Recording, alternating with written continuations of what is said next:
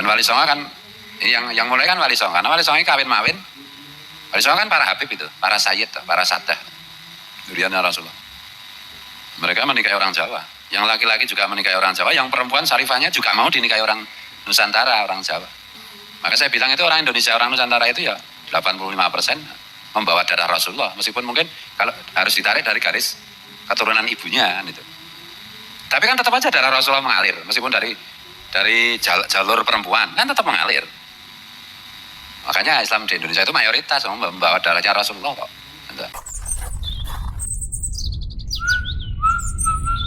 Assalamualaikum warahmatullahi wabarakatuh. Bismillahirrahmanirrahim. Allahumma sholli ala sayyidina Muhammadin wa ala alihi wa sahbihi ajma'in, amma ba'du. Jalanallahu wa iyyakum min ahlil khairi was sa'ada fid dini wad dunya wal akhirah.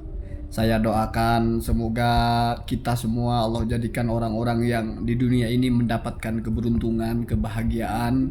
Di akhirat juga Allah jadikan kita nanti sebagai orang-orang yang akan mendapatkan anugerah terbaik, yaitu berpulang ke tempat yang terbaik, mendapatkan kebahagiaan untuk selama-lamanya. Sudah, itu adalah keinginan kita. Kamu berbeda dengan perbedaan apapun, tetap keinginannya sama. Amin, Allahumma amin.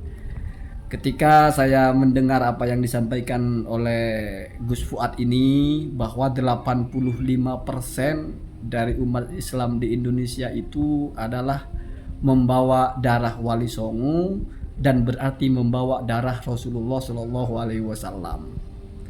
Dengan artian membawa darah itu nggak mesti dari bapaknya, tapi juga dari ibunya. Ketika misalnya kita menganggap baik bapak baik ibu itu adalah dianggap keturunan, maka berarti 85% Muslim Indonesia itu adalah keturunan Wali Songo dan otomatis keturunan Rasulullah Shallallahu Alaihi Wasallam. Mendengar itu saya jadi ingat kontennya Sayyid Muhsin beberapa waktu lalu yang mengatakan saya ini dari terah Wali Songo. Ya kalau 85% ya sangat besar kemungkinan saya termasuk yang 85% itu. Karena 85% itu banyak, Pak. Dari 100 orang itu berarti 85 orang.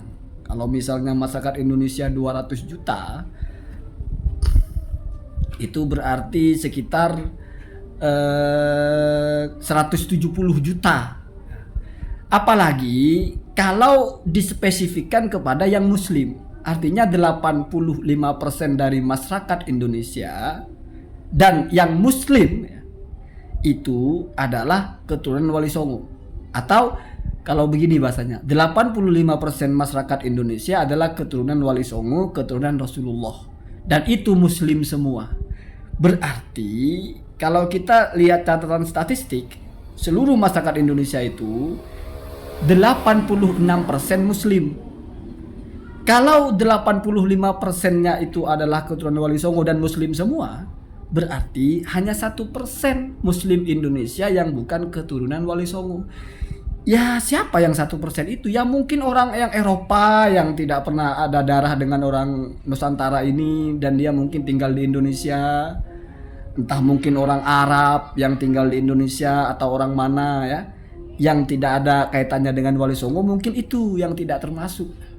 Kalau orang Indonesia yang muslim, kalau sudah dipatok 85% adalah keturunan Rasulullah, sementara totalnya masyarakat Indonesia yang muslim 86%, berarti hanya 1% yang bukan. Ya berarti bukan hanya saya yang keturunan Wali Songo, kalian semua ya keturunan Wali Songo.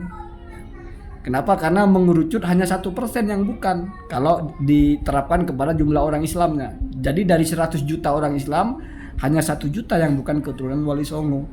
99 jutanya keturunan Wali Songo, keturunan Rasulullah Shallallahu Alaihi Wasallam. Ya saya menjadi agak bertanya-tanya. Di satu sisi ketika ada satu kelompok yang mengatakan kami keturunan Rasulullah, itu seleksinya ketat sekali, harus membuktikan. Harus ada tes DNA, ucapan-ucapan ulama nasab sekelas Ibnu Hajar, sekelas Az-Zabidi ditolak semua. Harus ada yang sezaman, harus jelas jalurnya. Ya Ba'alawi maksudnya lah ya. Tapi di satu sisi malah 85% atau 99% dari masyarakat muslim Indonesia keturunan Wali Songo dan keturunan Rasulullah. Itu bagaimana pembuktiannya? Bagaimana cara tes DNA-nya? Mana kitab nasabnya? Ini seperti dua cara pandang yang berbeda. Satu sisi menganggap bahwa kalau mengklaim keturunan Rasulullah itu jangan main-main, harus butuh pembuktian, butuh isbat, butuh dari Narkoba Internasional lah, butuh ini, butuh sertifikat, butuh itu. Tapi di satu sisi dipatok kita 99% sebagai orang Islam ya. Jadi ingat 85% masyarakat Indonesia keturunan Wali Songo dan itu Islam semua. Berarti kalau melihat statistiknya 86 Muslim Indonesia yang Islam itu 86%, berarti cuma 1%. Nah, ini agak-agak ambigu sebetulnya, atau bertentangan gitu ya.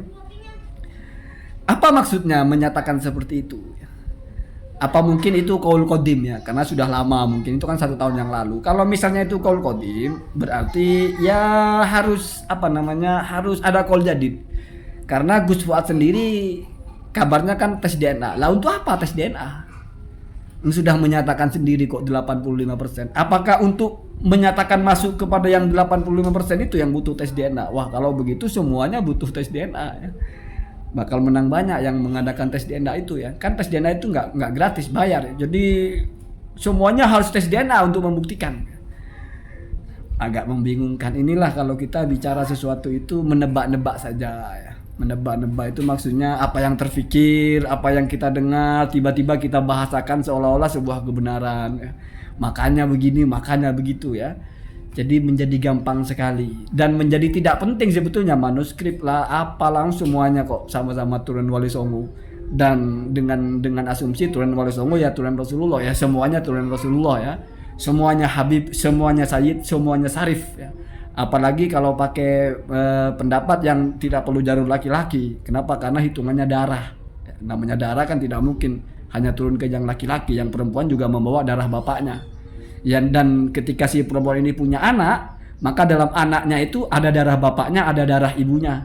Oh, berarti darah ibunya yang diambil dari bapaknya yang keturunan Rasul ya turun kepada anaknya. Ya, masuk akal ya, masuk akal ya. Saya hanya ingin menegaskan bahwasanya bagi saya itu keturunan siapapun itu tidak ada penting-pentingnya. Tidak terlalu wow gitu. Toh kalau kita tarik kepada teori keilmuannya, kalau menjadi kebanggaan sebagai keluarga Nabi, maka ada sabda Nabi itu. Saya tidak hafal, tetapi pemaknaannya kalau tidak salah itu ya, mungkin saya bahasakan dengan bahasa yang lain ya, atau sarahnya itu atau apalah. Alun Nabi kullu taqiyin, atau mungkin begitu hadisnya ya. Jadi yang namanya keluarga Nabi itu setiap yang bertakwa. Bahkan pendapatnya Imam Nawawi itu yang paling unggul ketika menafsirkan ayat tathir ya, innama yuridullahu liyudhiba ankumur rijsa ahlal baiti wa yutahhirakum tathira ya, wa yutahhirukum tathira. Ayat tathir itu yang dimaksud dengan ahlul bait di situ adalah umat Nabi Muhammad yang mengikuti kullu man tabi'ahu min ummatihi ya. Itu sudah termasuk di situ ya. Namanya kullu man berarti setiap orang yang mengikuti Nabi Muhammad sallallahu alaihi wasallam. Bahkan Salman Al-Farisi itu diabsahkan oleh Nabi bahwa Salman minna ahli baitina atau ahli baitina. Salman itu dari kami, keluarga kami. Padahal Salman itu ya secara keturunan dari mana? Salman kan orang Persia, makanya Al-Farisi namanya ya. Bukan orang Arab apalagi suku Quraisy ya. Tapi oleh Nabi disebut minna. Makanya kalau sudah memakai prinsip itu, ya nggak ada urgen-urgennya lah kita mencari tahu kita keturunan siapa. Kecuali mungkin bagi orang-orang tertentu itu penting. Kalau bagi saya ya wallahualam ya, saya memilih itu tidak terlalu penting. Kita keturunan siapapun ya tetap saja ada falsafahnya Imam Ghazali itu, ayashba'u al-waladu bi akli abihi wa huwa la ya'kul. Apakah seorang anak itu bisa kenyang karena bapaknya yang makan sementara si anak itu nggak makan? Itu falsafah luar biasa.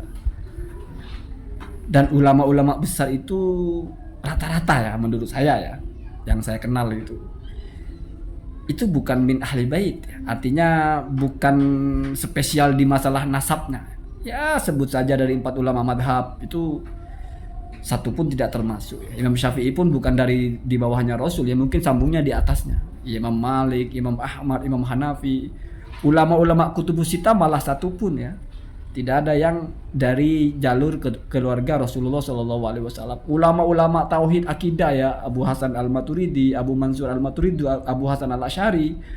Ulama-ulama tasawuf ya, misalnya Al Ghazali, Junaid Al Baghdadi. Ulama-ulama Syafi'iyah, ashabnya Imam Nawawi, Imam Rafi'i, Ibnu Hajar Al Haythami, Syihabuddin Romli, itu enggak ada mereka itu dari dzurriyyah Rasulullah Shallallahu Alaihi Wasallam. Dan mereka tetap istimewa. Mereka tetap orang-orang yang dimuliakan tanpa orang mencari-cari nasabnya. Itulah berarti benar apa yang dibilang bahwa ya kamu kenyang dengan yang kamu makan, bukan dengan yang dimakan bapak kamu dan kamu tidak makan ikut-ikutan kenyang. Itu populer sekali ya. Ayashba'u itu istifham ingkari ya. Ayashba'ul waladu bi akli abihi wa huwa la ya'kulu. Ya, kira-kira begitu ya, mungkin saya salah. Apakah bisa kenyang seorang anak karena bapaknya sudah makan sementara si anak itu tidak makan? Allahumma hadina ada sabil. Assalamualaikum warahmatullahi wabarakatuh.